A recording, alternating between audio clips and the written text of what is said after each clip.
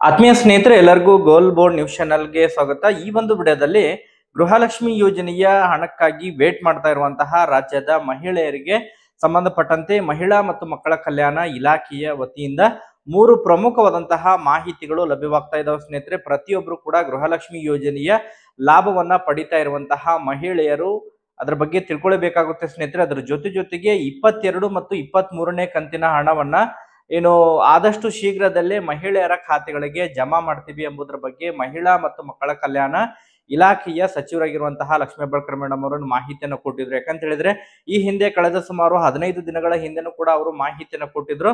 ಈ ಗೌರಿ ಗಣೇಶ ಹಬ್ಬದ ಒಳಗೆ ಮಹಿಳೆಯರ ಖಾತೆಗಳಿಗೆ ಒಂದು ಕಂತಿನ ಹಣವನ್ನ ಜಮಾ ಮಾಡ್ತೀವಿ ಎಂಬುದರ ಬಗ್ಗೆ ಭರವಸೆಯನ್ನ ಕೊಟ್ಟಿದ್ರು. ಬಟ್ ಅಲ್ಲಿಯೂ ಕೂಡ ಬಹಳಷ್ಟು ಫಲಾನುಭವಿಗಳು ಕೂಡ ವೇಟ್ ಮಾಡಿದ್ರು. ಗೌರಿ ಗಣೇಶ ಹಬ್ಬಕ್ಕೆ ಮಹಿಳೆಯರ ಖಾತೆಗಳಿಗೆ ಹಣ ಜಮಾ ಆಗಿದ್ದಿಲ್ಲ ಸ್ನೇಹಿತರೆ. ಆದ್ರೆ ಕಳೆದ ಸುಮಾರು 2-3 ದಿನಗಳಿಂದನೂ ಕೂಡ ಮಹಿಳೆಯರು ವೇಟ್ ಮಾಡ್ತಾನೆ ಇದ್ದಾರೆ. ಯಾಕಂತ ಹೇಳಿದ್ರೆ ಕಳೆದ ವಾರ ಅಷ್ಟೇ ಮಹಿಳಾ ಮತ್ತು ಮಕ್ಕಳ ಕಲ್ಯಾಣ ಇಲಾಖೆಯ ಸಚಿವರಾಗಿರುವಂತಹ ಲಕ್ಷ್ಮೀ ಹೆಬ್ಬಾಳ್ಕರ್ ಮೇಡಮ್ ಅವರು ಗೃಹಲಕ್ಷ್ಮಿ ಯೋಜನೆಯ 2 ಕಂತು ಆದಷ್ಟು ಶೀಘ್ರದಲ್ಲಿ 2 ಕಂತಿನ ಹಣವನ್ನ ಮಹಿಳೆಯರ ಖಾತೆಗಳಿಗೆ ಜಮಾ ಮಾಡ್ತೀವಿ ಅಂತ ಹೇಳಿ ಭರವಸೆಯನ್ನ ಕೊಟ್ಟಿದ್ರು ಸ್ನೇಹಿತರೆ. ಸೊ ಅದಕ್ಕೆ ಸಂಬಂಧಪಟ್ಟಂತೆ ಫಲಾನುಭವಿಗಳು ವೇಟ್ ಮಾಡ್ತಾನೆ ಇದ್ದಾರೆ. ಯಾವಾಗ ಮಹಿಳೆಯರ ಖಾತೆಗಳಿಗೆ ಹಣ ಜಮಾ ಆಗುತ್ತೆ, ಈ ಸೆಪ್ಟೆಂಬರ್ ತಿಂಗಳಿನಲ್ಲಿ ಹಣ ಜಮಾ ಆಗುತ್ತಾ ಅಥವಾ ಈ ದಸರಾ ಹಬ್ಬಕ್ಕೆ ಫಲಾನುಭವಿಗಳ ಖಾತೆಗಳಿಗೆ ಹಣ ಜಮಾ ಆಗುತ್ತಾ? ಸೊ ಅದ್ರ ಬಗ್ಗೆ ಕ್ಲಾರಿಫಿಕೇಶನ್ ಕೂಡ ಇನ್ನೂ ಕೂಡ ಸಿಗ್ತಾ ಇದ್ದಿಲ್ಲ. ಅದಕ್ಕೆ ಸಂಬಂಧಪಟ್ಟಂತೆ ಇವತ್ತು ಈ ಮಹಿಳಾ ಮತ್ತು ಮಕ್ಕಳ ಕಲ್ಯಾಣ ಇಲಾಖೆ ವತಿಯಿಂದ 3 ಪ್ರಮುಖವಾದಂತಹ ಅಪ್ಡೇಟ್ಗಳು ಲಭ್ಯವಾಗಿದೆ ಸ್ನೇಹಿತರೆ. ಮೊದಲನೇದಾಗಿ ಬಹಳ ಪ್ರಮುಖವಾಗಿ ಗೃಹಲಕ್ಷ್ಮಿ ಯೋಜನೆಯ 2 ಕಂತಿನ ಹಣವನ್ನ ಜಮಾ ಮಾಡ್ತಾರ ಅಥವಾ 1 ಕಂತಿನ ಹಣವನ್ನ ಜಮಾ ಮಾಡ್ತಾರ, ಅದ್ರ ಬಗ್ಗೆ ಕ್ಲಾರಿಫಿಕೇಶನ್ ತಮಗೆ ಈ ಒಂದು ವಿಡಿಯೋದಲ್ಲಿ ತಿಳಿಸ್ತಾ ಹೋಗ್ತೀನಿ ಸ್ನೇಹಿತರೆ. ಅದ್ರ ಜೊತೆಗೆ ಬಹಳ ಪ್ರಮುಖವಾಗಿ ಗೃಹಲಕ್ಷ್ಮಿ ಯೋಜನೆಯಲ್ಲಿ ಮಹತ್ವದ ಬದಲಾವಣೆಯನ್ನ ಮಾಡ್ಲಿಕ್ಕೆ ಸರ್ಕಾರ ಮುಂದಾಗ್ತಾ ಇದೆ ಸ್ನೇಹಿತರೆ, ಇಲಾಖೆ ಮುಂದಾಗ್ತಾ ಇದೆ. ಯಾಕಂತ ಹೇಳಿದ್ರೆ ಗೃಹಲಕ್ಷ್ಮಿಯ ಹಣ ಬಹಳಷ್ಟು ಫಲಾನುಭವಿಗಳಿಗೆ ಹಣ ಪೋಲಾಗ್ತಾ ಇರುವಂತಹ ಕಾರಣಕ್ಕಾಗಿ ಅದನ್ನ ತಡೆಗಟ್ಟುವಂತಹ ನಿಟ್ಟಿನಲ್ಲಿ, ಯಾಕಂತ ಹೇಳಿದ್ರೆ ಈ ಹಿಂದೆ ಕಳೆದ ಸುಮಾರು 2-3 ದಿನಗಳಿಂದ ಕೂಡ ವರದಿ ಕೂಡ ಆಗಿತ್ತು. ಗೃಹಲಕ್ಷ್ಮಿ ಯೋಜನೆಯ ಲಾಭವನ್ನ ಪಡಿತಾ ಇರುವಂತಹ ಮಹಿಳೆಯರು, ಮೃತಪಟ್ಟಿರುವಂತಹ ಮಹಿಳೆಯರ ಖಾತೆಗಳಿಗೂ ಕೂಡ ಹಣ ವರ್ಗಾವಣೆ ಆಗ್ತಾ ಇದೆ. ಪ್ರತಿ ತಿಂಗಳು ಹಣ ವರ್ಗಾವಣೆ ಆಗ್ತಾ ಇದೆ.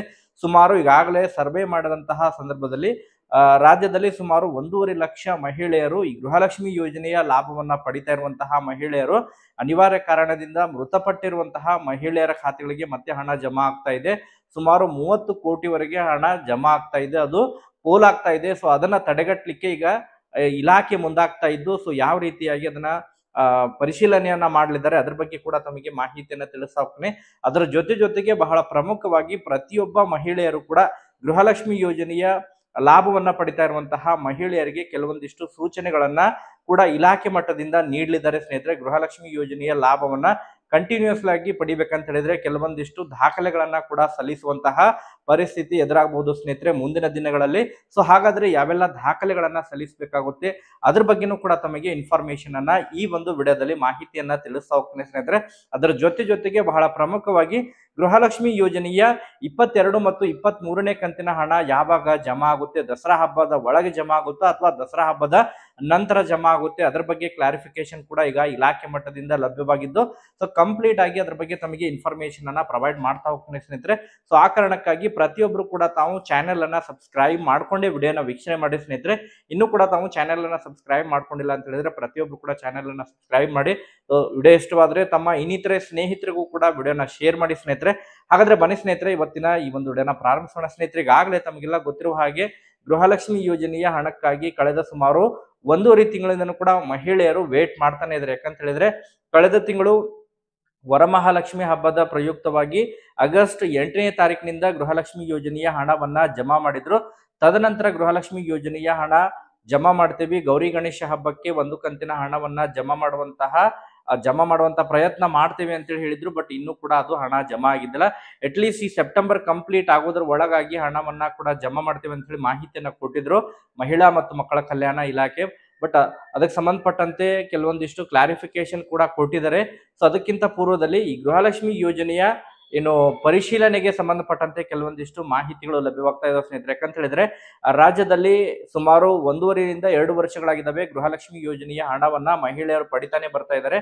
ಸುಮಾರು ಈಗಾಗಲೇ ರಾಜ್ಯದಲ್ಲಿ ಸುಮಾರು 2 ವರ್ಷಗಳಿಂದ ರಾಜ್ಯದಲ್ಲಿ 1.5 ಲಕ್ಷ ಮಹಿಳೆಯರು ಮೃತಪಟ್ಟಿರೋ ಬಗ್ಗೆ ಈಗಾಗಲೇ ಮಾಹಿತಿಗಳು ಲಭ್ಯವಾಗ್ತಾ ಇದ್ದು, ಸೊ ಅಂತಹ ಒಂದು ಮಹಿಳೆಯರ ಖಾತೆಗಳಿಗೆ ಗೃಹಲಕ್ಷ್ಮಿ ಯೋಜನೆಯ ಹಣ ಜಮಾ ಆಗ್ತಾ ಇದೆ. ಅವರು ಅದನ್ನ ಕ್ಯಾನ್ಸಲ್ ಮಾಡಿಸಿಲ್ಲ ಅಂತ ಹೇಳಿ ಈಗ ಮೂಲಗಳಿಂದ ಮಾಹಿತಿಗಳು ಲಭ್ಯವಾಗ್ತಾ ಇದಾವೆ. ಸೊ ಅಂತವರನ್ನ ಪತ್ತೆ ಹಚ್ಚಿ ಅವರಿಂದ ಗೃಹಲಕ್ಷ್ಮಿ ಯೋಜನೆಯ ಹಣವನ್ನ ಸ್ಟಾಪ್ ಮಾಡಲಿದ್ದಾರೆ ಎಂಬುದರ ಬಗ್ಗೆ ಮಾಹಿತಿಗಳು ಕೇಳಿಬರ್ತಾ ಇದೆ ಸ್ನೇಹಿತರೆ. ಸುಮಾರು 30 ಕೋಟಿ ಹಣ ಇದರಿಂದ ಪೋಲಾಗ್ತಾ ಇದೆ. ಯಾಕಂತ ಹೇಳಿದ್ರೆ ಆ ಸೋರಿಕೆಯನ್ನ ತಡೆಗಟ್ಟುವಂತಹ ನಿಟ್ಟಿನಲ್ಲಿ ಈಗಾಗಲೇ ರೇಷನ್ ಕಾರ್ಡ್ಗಳ ಪರಿಶೀಲನೆ ಕೂಡ ಸರ್ಕಾರ ಮಾಡ್ತಾ ಇದೆ. ಅರ್ಹರಿಗೆ ಮಾತ್ರ ಯೋಜನೆಯ ಲಾಭವನ್ನ ದೊರಕಿಸ್ಕೊಡ್ಬೇಕು. ಯಾಕಂತ ಹೇಳಿದ್ರೆ ಪ್ರತಿ ವರ್ಷನೂ ಕೂಡ ಗೃಹಲಕ್ಷ್ಮಿ ಯೋಜನೆಯ ಮೂಲಕ ಪ್ರತಿ ತಿಂಗಳು ಕೂಡ ಫಲಾನುಭವಿಗಳು ಆಡ್ ಆಗ್ತಾನೆ ಇದ್ದಾರೆ. ಈಗಾಗಲೇ ಸುಮಾರು 1,24,00,000 ಫಲಾನುಭವಿಗಳು ಈ ಯೋಜನೆಯ ಲಾಭವನ್ನು ಪಡಿತಾ ಇದ್ದಾರೆ. ಸೊ ಆ ಕಾರಣಕ್ಕಾಗಿ ಸೊ ಮುಂದಿನ ದಿನಗಳಲ್ಲಿ ಈ ಮಹಿಳೆಯರು ಯಾರೆಲ್ಲ ಯೋಜನೆಯ ಲಾಭವನ್ನ ಪಡಿತಾ ಇದ್ದಾರೆ ಪ್ರತಿಯೊಬ್ರು ಕೂಡ ಇನ್ಕಮ್ ಸರ್ಟಿಫಿಕೇಟ್ ಅನ್ನ ಕೂಡ ಸಲ್ಲಿಸುವಂತಹ ಈಗ ಅದ್ರ ಬಗ್ಗೆನೂ ಕೂಡ ಚರ್ಚೆಗಳು ನಡೀತಾ ಇದಾವೆ. ಪ್ರತಿಯೊಬ್ಬ ಮಹಿಳೆಯರು ಕೂಡ ಇನ್ಕಮ್ ಸರ್ಟಿಫಿಕೇಟ್ ಅನ್ನ ತೆಗಿಸಿ ಇಲಾಖೆಗೆ ಅಂತ ಹೇಳಿದ್ರೆ ಸಿಡಿಪಿಒ ಕಚೇರಿಗೆ ಸಲ್ಲಿಸಬೇಕಾಗುತ್ತೆ ಎಂಬುದರ ಬಗ್ಗೆ ಈಗ ಇಲಾಖೆ ಮಟ್ಟದಿಂದ ಚರ್ಚೆಗಳು ನಡೀತಾ ಇದಾವೆ. ಸೊ ಅಂತಿಮವಾಗಿ ನಿರ್ಧಾರ ತೆಗೆದುಕೊಂಡು ಅದನ್ನ ಅಧಿಕೃತವಾಗಿ ಕೂಡ ಚಾಲನೆಯನ್ನ ನೀಡಲಿದ್ದಾರೆ ಸ್ನೇಹಿತರೆ.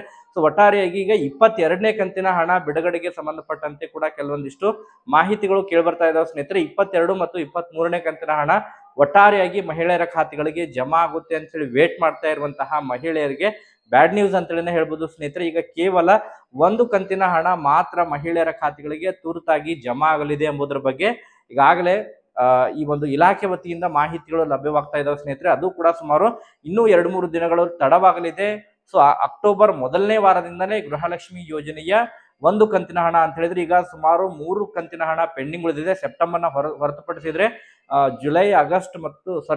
ಜೂನ್ ಜುಲೈ ಮತ್ತು ಆಗಸ್ಟ್ ತಿಂಗಳದ್ದು ಪೆಂಡಿಂಗ್ ಉಳಿದಿದೆ. ಅದರಲ್ಲಿ ಈಗ ಜೂನ್ ತಿಂಗಳದ್ದು ಅಂತ ಹೇಳಿದ್ರೆ 22ನೇ ಕಂತಿನ ಹಣವನ್ನ ತುರ್ತಾಗಿ ಅಕ್ಟೋಬರ್ ಮೊದಲನೇ ವಾರದಿಂದ ಅದನ್ನ ಬಿಡುಗಡೆ ಮಾಡಲಿದ್ದಾರೆ ಎಂಬುದರ ಬಗ್ಗೆ ಈಗ ಮೂಲಗಳಿಂದ ಮಾಹಿತಿಗಳು ಲಭ್ಯವಾಗ್ತಾ ಇದಾವೆ ಸ್ನೇಹಿತರೆ. ಯಾಕಂತ ಹೇಳಿದ್ರೆ ಮಹಿಳಾ ಮತ್ತು ಮಕ್ಕಳ ಕಲ್ಯಾಣ ಇಲಾಖೆಯ ಸಚಿವರಾಗಿರುವಂತಹ ಲಕ್ಷ್ಮೀ ಹೆಬ್ಬಾಳ್ಕರ್ ಮೇಡಮ್ ಅವರು 2 ಕಂತಿನ ಹಣವನ್ನ ಜಮಾ ಮಾಡ್ತೀವಿ ಅಂತ ಹೇಳಿ ಹೇಳಿದ್ದಾರೆ.